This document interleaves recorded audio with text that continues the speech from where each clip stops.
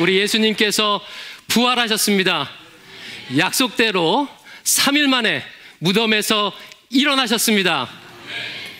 신약 성경을 보면요, 예수님의 부활과 관련하여 강조하는 것이 3가지가 나옵니다. 첫 번째, 우리 예수님께서는 역사적으로 부활하셨다. 두 번째, 부활하신 주님은 하나님 나라의 주권자가 되셨다. 세 번째, 그 주님의 부활을 목격한 사람들은 땅끝까지 가서 부활의 증인이 되었다. 이 3가지를 신약 성경은 강조합니다. 오늘은 이 중에서 첫 번째 강조점을 중심으로 살펴보겠습니다. 오늘 설교 제목을 같이 한번 읽어볼까요? 주보를 참조하시고 한번 읽어보겠습니다. 시작.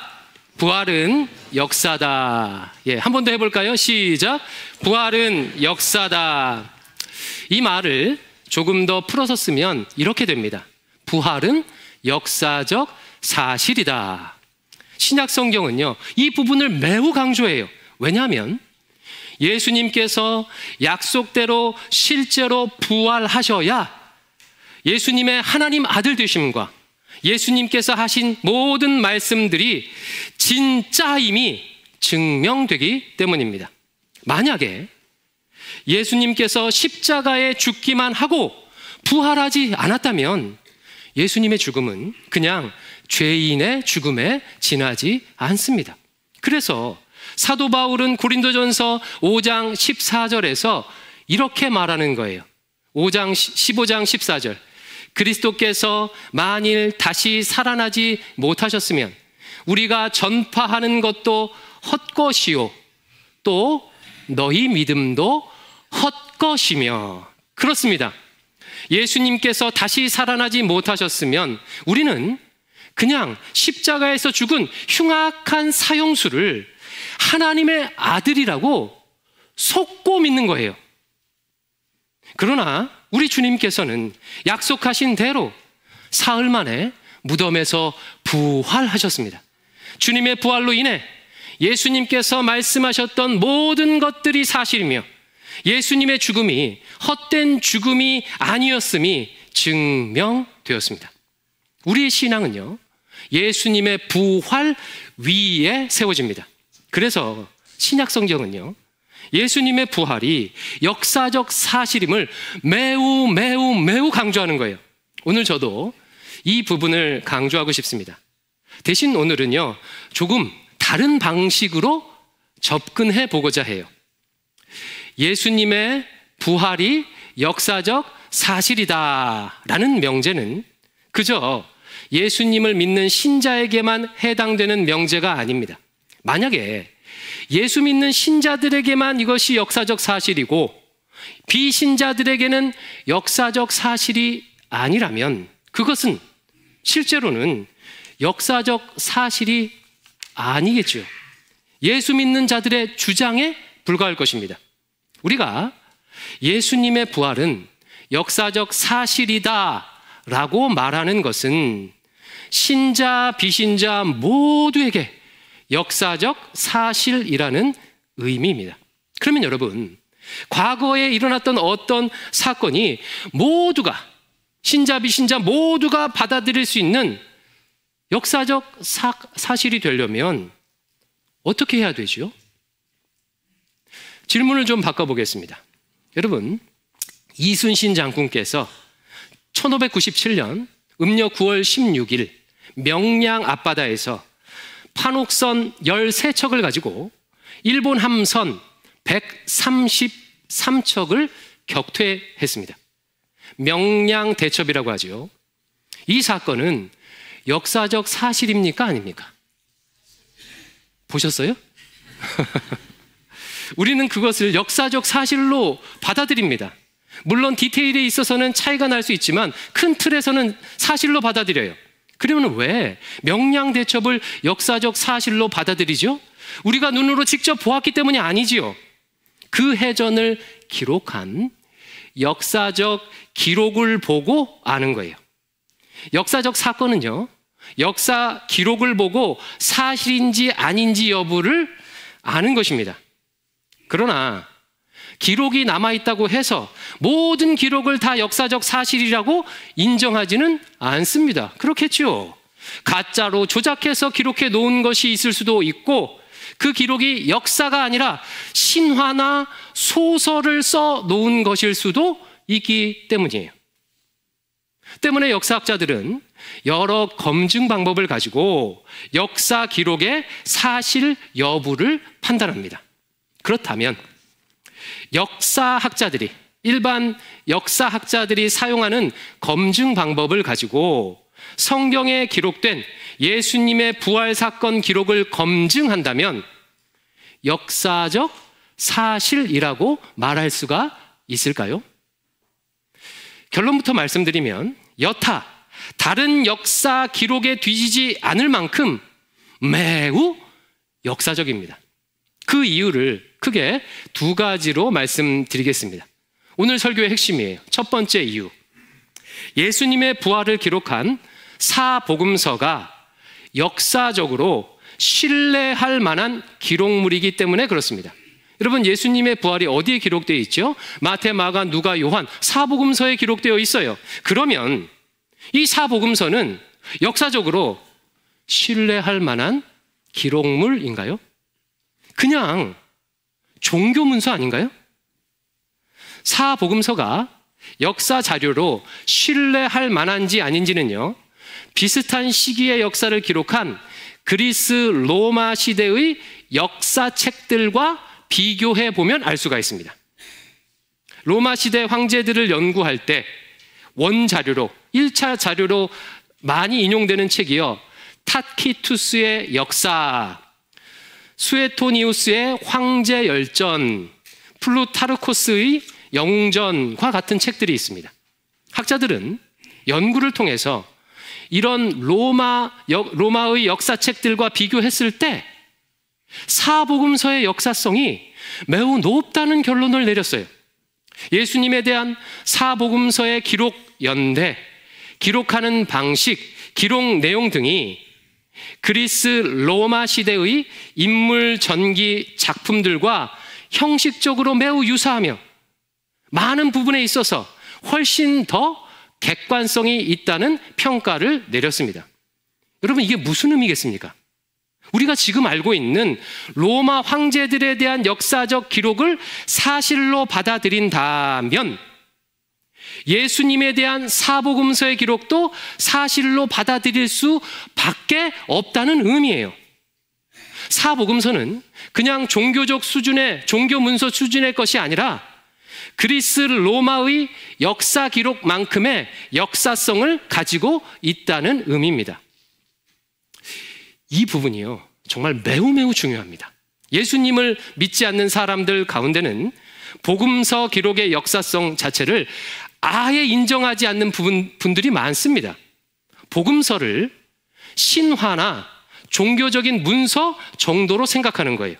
그래서 예수님의 이야기를 지어낸 소설 같은 것으로, 혹은 고대 신화와 비슷한 것으로 생각합니다. 실제로 19세기 말 유럽에서는요, 예수님의 부활 사건이 고대 신화에 나오는 신들의 부활 이야기를 차용한 것이라 주장한 사람들이 있었어요. 고대 신화들을 보면 어떤 신이 세상을 위해 죽었다가 다시 살아난 이야기가 그 신화 안에 나옵니다. 이집트 신화의 오시리스, 그리스 신화의 디오니소스, 수메르 신화의 담무스, 시리아 신화의 아도니스 등의 신들이 죽었다 다시 살아났어요. 바로 이런 신들의 부활 모티브를 차용해서 예수님의 이야기를 가짜로 만들었다는 거예요. 이 주장은 한때 유행했지만 금방 사라져 버렸습니다.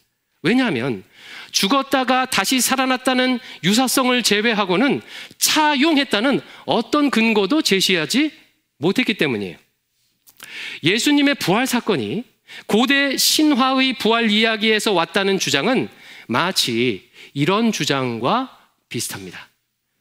여러분, 사실은 명량 대첩이 실제가 아닙니다. 사실이 아닙니다. 명량 대첩은 그리스의 살라미스 해전을 모티브로 해서 조선 사람이 지어낸 이야기입니다 라고 말하는 것과 비슷합니다. 명량 대첩과 살라미스 해전은 적은 숫자의 배를 가지고 많은 숫자의 함선을 물리쳤다는 유사성을 제외하고는 아무 상관이 없는 사건이에요. 결국 이런 주장들은 오래가지 못했습니다. 100년 전에 이미 사라졌어요. 하지만 아직도 한국에서 아직도 돌아다니고 있지요. 오히려 고대 신화와 예수님의 부활이 아무 상관이 없다는 것만 더 확실히 밝혀졌습니다. 이것이 예수님의 부활이 역사적 사실, 신자 비신자 모두 받아들일 수 있는 역사적 사실이라고 말하는 첫 번째 이유입니다. 예수님의 부활을 기록한 복음서가 그리스의 로마 역사책들과 견줄만한 매우 수준 높은 역사성을 가지고 있기 때문이에요. 자, 두 번째, 예수님의 부활이 역사적 사실인 이유는 예수님의 부활을 사실로 인정해야만 다른 역사적 사실들을 설명할 수 있기 때문이에요. 잘 이해가 안 되시죠? 여러분, 어떤 역사적 사건이 사실인지 아닌지 판별하는 좋은 방법 중에 이런 방법이 하나 있습니다. 그 사건이 사실이 아니라고, 거짓이라고 가정하고 그 결과를 생각해 보는 거예요. 예를 들어 이런 겁니다. 여러분, 아주 어려운 질문이에요. 대답하기 어려우실 거예요. 한글은 누가 만드셨습니까? 예, 이거 봐요. 대답 못 하시잖아요, 잘. 한글은 세종대왕이 만들었다고 우리가 알고 있어요. 그런데 세종대왕이 한글을 만들지 않았다고 가정하고 세종대왕이 한글을 만들었다는 기록을 거짓이라고 가정하고 그 결과를 생각해 보는 거예요. 만약에 세종대왕이 한글을 만들지 않았다, 그 역사적 사건이 거짓이다 라고 가정하면 어떤 문제가 생기죠? 문제가 한두 가지가 아니죠. 수많은 역사적 기록들과 충돌합니다. 역사가 앞뒤가 안 맞게 돼요.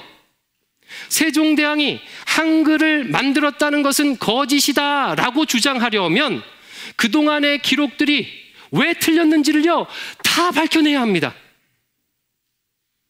이 경우 무엇을 역사적 사실로 받아들이는 것이 합리적일까요? 세종대왕이 한글을 만들었음을 사실로 받아들이는 것이 그렇지 않은 것보다 훨씬 더 합리적인 거예요. 이처럼 사실이 아니라고 가정해보는 방식으로 어느 주장이 더 신빙성이 있는지를 이제 가늠할 수 있는 거예요. 비슷한 방법을 예수님의 부활 사건에 적용해 보겠습니다. 만약에 예수님의 부활이 역사적 사실이 아니라고 가정하면 어떻게 될까요? 어떤 결과가 나타날까요? 그 이후에 일어났던 수많은 역사적 사실들, 수많은 역사적 기록들과 충돌하게 돼요. 설명해야 할 것이 너무나도 많아집니다. 수많은 질문들이 생기게 돼요. 생길 수 있는 대표적인 질문 오늘은 세 가지만 말씀드릴게요. 첫 번째 질문, 가장 기초적인 질문인데, 만약 예수님의 부활이 역사적 사실이 아니라면 왜 무덤이 비어 있었을까요? 이에 대해 예수님의 부활을 부인하는 사람들의 여러 주장이 있었습니다. 대표적인 것이 시체 도난설이에요. 예수님의 제자들이 시체를 훔쳐가고 나서 예수님이 부활했다고 거짓 이야기를 만들었다는 거예요. 이 주장은 마태복음에서 종교 지도자들이 주장했던 내용이지요. 하지만 신빙성이 떨어집니다. 예수님의 무덤은요, 사람들이 사는 곳과 그리 멀리 떨어져 있지 않았어요. 그런데 아무도 모르게 그 이른 새벽에 무덤을 지키는 경비병을 물리치고 1톤 가까이 되는 그 무거운 돌멩이를 옮겨서 시체를 조용하게 탈취하는 것이 가능했을까요? 이것을 주장하려면 해결해야 할 것들이 더 많이 생기게 됩니다. 제자들이 거짓 이야기를 지어냈다는 것도 잘 납득이 되지 않아요. 오늘 본문 1절, 2절을 같이 읽어볼게요. 시작.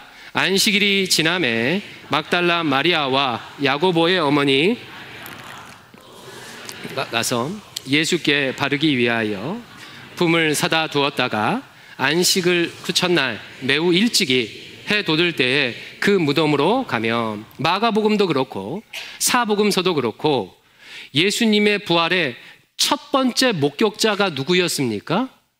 여성들이었어요. 여성들. 그런데 당시 여성들의 증언은요, 법정에서 효력을 인정하지 않을 만큼 공신력이 없었어요. 그럼 생각해 보십시오. 만약에 제자들이 시체를 훔쳐가고 거짓말로 이야기를 만들었다면 왜 하필 공신력 없는 여성들을 부활의 처음 증인으로 내세웠는지가 이게 이해가 안 되는 거예요. 또 다른 설명을 해야만 합니다. 애시당초 거짓말하려는 의도가 없었기에 있는 그대로 기록했다고 보는 것이 더 합리적이죠. 두 번째 질문. 만약 예수님이 부활한 것이 아니라면 예수님을 목격한 그 수많은 증인들은 어떻게 설명할 수 있을까요? 성경에는 예수님의 부활을 목격한 증인들이 엄청나게 많이 나옵니다. 고린도전서 15장에 보면 무려 500여 명의 형제가 부활하신 예수님을 만났다고 말해요. 여러분, 이 수많은 목격자들의 증언을 어떻게 설명할 수 있을까요? 이것을 설명하려고 여러 주장들이 나왔어요. 기절설, 원래 예수가 죽은 게 아니라 십자가에서 잠깐 기절했다가 나중에 깬 거야. 그 사람들이 만난 사람은 부활한 예수님이 아니라 기절했다가 다시 깨어난 예수야. 여러분 어떻게 생각하십니까? 모진 채찍을 맞고 십자가에 6시간 동안 못 박히고 옆구리에 창을 맞은 사람이 기절했다가 깨어나서 큰 돌문을 혼자 열고 경비병을 물리치고 나왔다. 설명이 궁색해요. 무엇보다도 예수님께서 죽으셨다는 것은요, 성경뿐만 아니라 타키투스의 역사, 요세푸스의 기록, 그때 당시 고대 기록 가운데 서로 다른 11개 이상의 자료가 있습니다. 여러분, 고구려 백제 신라가 있었다는 것을 우리 어떻게 알죠? 1차 자료, 원자료가 뭐예요? 기껏해야 삼국유사, 삼국사기예요. 2000년 전에 그런 많은 자료가 있다는 것은요, 엄청난 일입니다. 두 번째, 쌍둥이설. 예수님은 사실은 쌍둥이였다. 죽은 예수의 시체를 들짐승들이 가져가서 찾을 수 없게 되자 예수님의 쌍둥이였던 형제가 마침내 드디어 나타나서 내가 예수다, 부활했다라고 했다는 거예요. 굳이 반박하지 않겠습니다. 이런 얘기를 학자들이, 그것도 저명한 학자들이 했다는 게 여러분 참 재밌죠. 그나마 들어볼 만한 얘기, 귀를 기울여 볼 만한 것이 집단 환각설입니다. 집단적인 환각 상태에서 환상으로 예수님을 보았고, 이 환상을 부활하신 예수님을 직접 본 것으로 착각했다, 이런 주장이에요. 이것은요, 정신의학적으로 불가능하답니다. 그래서 한 정신의학과 교수가 아주 이런 유명한 얘기를 남겼어요. 500명이 넘는 사람들이 각기 다른 장소에서 각기 다른 시간에 똑같은 환상을 보았다는 것을 증명하는 것보다 차라리 죽은 사람이 다시 살아날 수 있다는 것을 증명하는 게 더 낫겠다라고 얘기를 했습니다. 세 번째 질문. 이 질문이요, 가장 중요한 질문입니다. 만약에 예수님이 부활하지 않았다면 제자들의 변화, 예수님의 친동생 야고보의 변화를, 또 그들의 희생을 어떻게 설명할 수가 있을까요? 여러분, 예수님의 제자들은요, 예수님께서 붙잡히실 때 다 도망갔어요. 그랬던 제자들이 나중에 목숨을 걸고 부활의 증인이 되었습니다. 여러분, 제자들의 이 극적인 변화를 어떻게 설명할 수 있겠습니까? 예수님의 친동생 야고보도 마찬가지입니다. 성경에 야고보라는 이름이 많이 나오지요. 예수님의 친동생 중에도 야고보가 있었어요. 성경을 보면요, 예수님의 친동생들은 예수님 공생의 기간에는 예수님을 믿지 않았습니다. 여러분 당연했겠지요. 여러분 혹시 형제 자매가 있으십니까? 어느 날 여러분의 형제 자매가 이렇게 말하는 거예요. 내가 하나님의 아들이다. 내가 메시아다. 그럼 믿으시겠어요? 못 믿죠. 예수님의 동생들도 그랬어요. 그러나 예수님이 죽고 난 다음에 이들이 무슨 이유에서인지 완전히 변했어요. 예수님의 부활을 증언하는 부활의 증인이 되었습니다. 예수님의 친동생 야고보는 예루살렘 교회의 지도자가 되었어요. 이 극적인 변화를 어떻게 설명할 수 있습니까? 사람들은 누구나 다 거짓말합니다. 하지만 자신의 거짓말에 목숨을 걸지는 않아요. 사람들이 거짓말하는 이유는 그 거짓말로 인해서 무엇인가 이득이 생기기 때문이지요. 제자들이 예수님의 부활을 거짓 증언하려면 무엇인가 그들에게 현실적인 이득이 생겨야 합니다. 그러나 역사가 보여주듯이, 여기서 역사는 성경에 기록된 역사만이 아니지요. 역사가 보여주듯이 그들에게는 아무런 이득이 없었어요.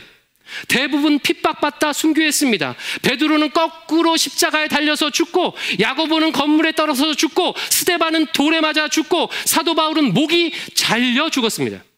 몇 사람이 아니에요. 수백 수천의 사람들이 주님의 부활을 증언하다가 순교했습니다. 만약 주님이 진짜 부활하지 않았다면 이들은 왜 주님의 부활이 거짓말인 줄 알면서도 그 거짓말을 위해서 비참하게 죽었을까요? 어떻게 설명할 수 있을까요? 목사님, 이단들도 거짓에 속아서 그럴 수 있지 않습니까? 예, 이단에 빠진 사람들도 간혹 자기 믿는 바를 위해 목숨을 바치기도 합니다. 왜요? 그것이 진리라고 믿으니까요. 그러나 이단의 지도자들은 자기 목숨을 바치지 않아요. 왜요? 그것이 거짓말인지 누구보다도 잘 알고 있으니까. 이단의 지도자들은 자신들의 주장이 거짓인지 알기에 자기는 막대한 이득을 챙기고 교인들만 죽게 하는 거예요. 그러나 초대교회 공동체는 한결같이 예수 그리스도의 부활을 직접 목격한 지도자들이 순교했습니다. 이런 제자들의 놀라운 변화와 자기 희생을 무엇으로 설명할 수 있을까요? 이상에서 본 바와 같이 예수님이 부활하지 않았다고 가정하게 되면 설명할 수 없는 것들이 훨씬 더 많아집니다. 지금 시간 관계상 그냥 3가지 질문만 본 거예요. 예수님의 부활을 인정하지 않으면 마치 세종대왕이 한글을 만들지 않았다고 주장할 때 나타나는 그런 숙제들과 같은 그런 숙제를 풀어야 해요. 그러면 여러분, 이런 경우 어떤 것이 더 사실이라고 말하는 것이 합리적일까요? 예수님의 부활을 인정하는 것이 합리적이죠. 이 한 가지 사실만 인정하면 이후의 모든 역사적 사건들이 설명이 되고 자연스러워요. 반대이면 너무 복잡합니다. 때문에 비기독교인 일반 역사학자들도 예수님의 부활 기록이 역사적으로 사실일 가능성이 아닐 가능성보다 압도적으로 높다는 것에 큰 이견이 없습니다. 그런데 그러면 질문이 하나 생기죠. 주님의 부활이 그냥 신자들에게만 역사적 사실이 아니고 일반 역사의 관점에서도 사실이라면 왜 사람들은 그것을 사실로 받아들이는 것을 어려워하겠습니까? 어려워할까요? 그 이유는 너무 간단해요. 부활은 과학적으로 사실에 어긋난 것이라 생각하기 때문이에요. 과학적으로 죽은 사람이 다시 살아날 수 없다고 생각하기에 역사적인, 이제까지 설명한 수많은 역사적인 사실 여부와 상관없이 예수님의 부활을 인정하지 않는 것입니다. 그렇잖아요. 그러나 여러분, 과학은 항상 전제가 있습니다. 과학은요, 신의 존재 유무를 다루지 않아요. 과학적으로 신이 존재한다는 것을 증명할 수도 없고, 반대로 신이 존재하지 않는다는 것도 증명할 수가 없습니다. 그래서 과학은요, 신의 존재 유무를 판단하는 것은 우리의 영역이 아니다. 과학적으로는 신이 있는지 없는지 알 수 없다라고 전제합니다. 이것을 불가지론이라고 하지요. 그러므로 예수님의 부활에 대해서 과학적 사실의 잣대를 가지고 판단하는 것은 월권입니다. 과학적으로 예수님이 부활하지 않았다고 말하려면 먼저 기적은 불가능하다, 신이 존재하지 않는다는 것을 먼저 증명해야 돼요. 그 누구도 신의 존재 여부를 과학적으로 증명할 수 없습니다. 그러므로 예수님의 부활의 역사적 사실성에 대해서 그 누구도 그것은 거짓말이다 라고 말할 수가 없어요. 신의 존재를 믿지 않는 사람은 그냥 모르겠습니다 라고 말하는 것이 적절합니다. 합리적이에요. 신의 존재를 인정한다면 부활은 이미 그 역사적 사실이 충분히 검증되었기에 그 무엇보다 분명한 역사적 사실입니다. 사랑하는 성도 여러분, 예수님의 부활은 역사입니다. 예수님은 역사적으로 부활하셨습니다. 여러분의 표정을 보니까 왜 당연한 결론을 그렇게 어렵게 내냐는 그런 표정이신데요. 아무 의심 없이 믿는 분들은요, 그냥 믿으면 돼요. 그러나 감정이나 의지뿐만 아니라 이성과 철학과 역사에 기반해서 좀 더 포괄적이고 전인적으로 믿고 싶은 분들에게는 오늘 설교가 도움이 되었으리라 생각합니다. 이제 마지막으로 묻겠습니다. 예수님의 부활이 역사적 사실이라는 것은 우리에게 어떤 의미입니까? 주님께서 약속하신 모든 것들이 반드시 이루어질 것이란 뜻이에요. 주님께서 사망 권세를 깨뜨리고 부활하셨기에 그 주님을 주인으로 모시고 사는 우리는 이제 더 이상 세상과 죄의 종노릇하지 않아도 됩니다. 전능하신 주님의 돌보심을 받고 인도하심을 받고 살 수가 있어요. 사탄 마귀의 공격이 온다고 할지라도 두려워할 필요가 없습니다. 이미 우리 주님께서 사탄을 물리치시고 승리하셨습니다. 죽음을 이기고 부활하셨습니다. 그 주님이 내 안에 계시기에 우리는 항상 사탄 마귀를 이길 수 있습니다. 혹시 내 인생이 지금 힘들고 어렵고 고난이 가득하다 할지라도 위축될 필요가 없습니다. 주님이 부활하신 것처럼 나도 머지않아 마침내 영광스러운 몸으로 부활할 것입니다. 현재 우리가 당한 고난은 장차 부활의 때 나타날 영광과 좋게 비교할 수 없습니다. 이 모든 약속들이 반드시 이루어질 것이라는 의미예요. 왜요? 예수님께서 부활하셨기 때문입니다. 사랑하는 성도 여러분, 예수님께서 역사적으로 부활하셨습니다. 우리 이 마음을 담아서 함께 찬양하겠습니다. 주 하나님 독생자 예수, 우리 큰 소리로 선포합시다.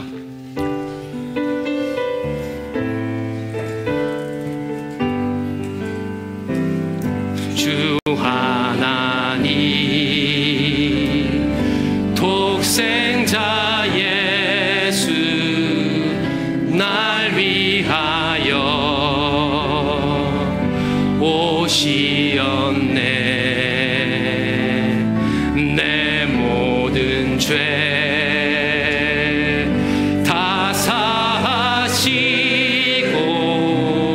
죽음에서 부활하신 나의 구세주, 살아계신 주, 살아계신 주, 나의 참된 소망, 걱정 근심 전혀 없네. 사랑의 주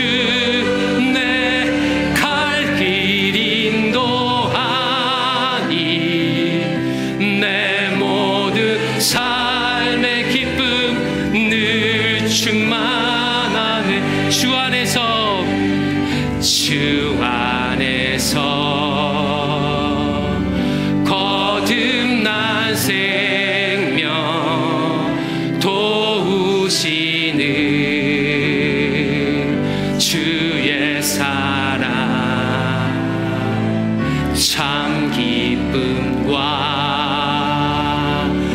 확신 가지고 예수님의 도우심을 믿으며 살리 살아계신 주 나의 참된 소망 걱정 근심